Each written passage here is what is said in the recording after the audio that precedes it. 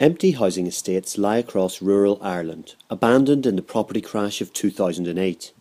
The ensuing bailout and austerity tripled unemployment, halved house prices and led to record-level emigration. Now Ireland is showing signs of recovery.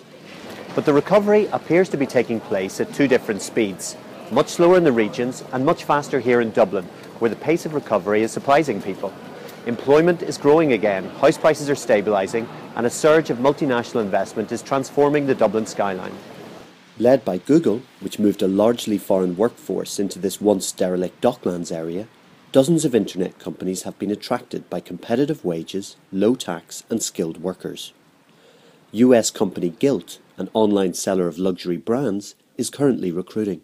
We chose to set up in Dublin primarily for the talent, and we knew we could source good engineers, and it has been very successful. We chose this area. It's known as the Silicon Docks area. We love our office here. There's a great young vibe in the environment here. And there's such a cluster of other companies, Google, Twitter, LinkedIn, eBay, other companies like that in Dublin, that makes it just very attractive for companies like us to be here. And it's easy to sell Dublin as a location for somebody to move to. But rural areas are struggling to attract anywhere near the levels of foreign investment and jobs going into Dublin and Ireland's second city, Cork. One of the things we are seeing is that the cities are the drivers of employment growth, and they're doing much better than the rural areas. There's no sort of what I'd call like big benchmark employers. If we can get some recovery in the domestic economy, as well as continuing to attract global industries into Ireland, I think that will help. So we really need to focus, I think, on the rural areas and getting people back to work. But that seems a distant prospect in Milford, County Donegal, 200 miles from Dublin, where the property crash and austerity mean 1 in 4 are out of work. Many young people are being forced to emigrate. It's hit the local Gaelic football team hard. It has lost 41 young players in the last 5 years. I'm going to Edmonton in Canada, and the reason why I'm emigrating is purely for work. I've actually tried to get a bit of work around here, but I could only get a day here and a day there, and I'm looking for something more steady. I'm not too happy about emigrating. I'd probably rather stay here with my family and friends, but if I have to go away for a while, so maybe I can come back here and live in a couple of years, maybe buy a house and stuff. The club's chairman despairs. All these professional jobs are all close to employment.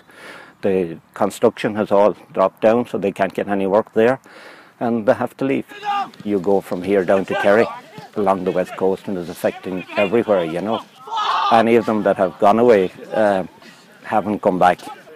And, we really miss them. You're down then, it gets more difficult to field the team, or your team is not as strong as it would be if you had these players about. Agriculture is the main source of jobs now in Donegal. The cattle market's still busy in Milford, but across the road a hotel closed last year with the loss of 55 jobs. Both of the town's banks have closed in the last 5 years. You don't have enough people, you don't have enough hands, you just have a lost generation. John McAteer is the editor of the local newspaper.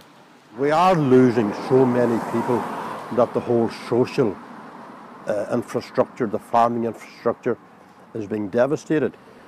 The reality is at the moment the government does not seem to be doing anything in a place like Northwest Donegal.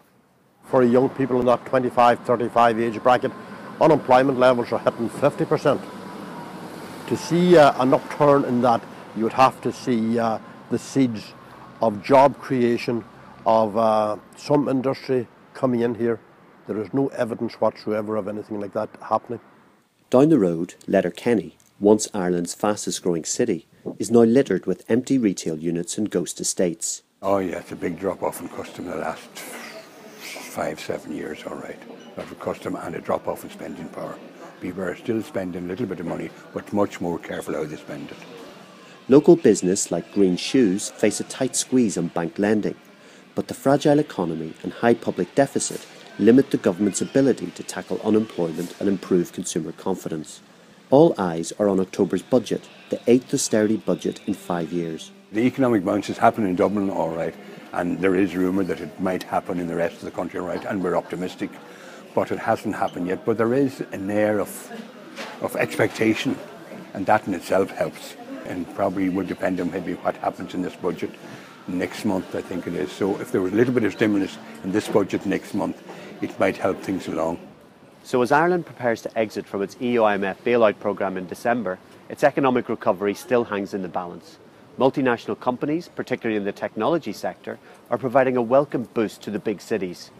But regional towns like Letterkenny and Milford are still suffering from a huge overhang of disused retail units, abandoned homes and business failures. With Ireland still saddled with one of Europe's highest public debts, its government faces the difficult task of preserving social stability while implementing austerity in coming years. Jamie Smyth, Financial Times, Letterkenny.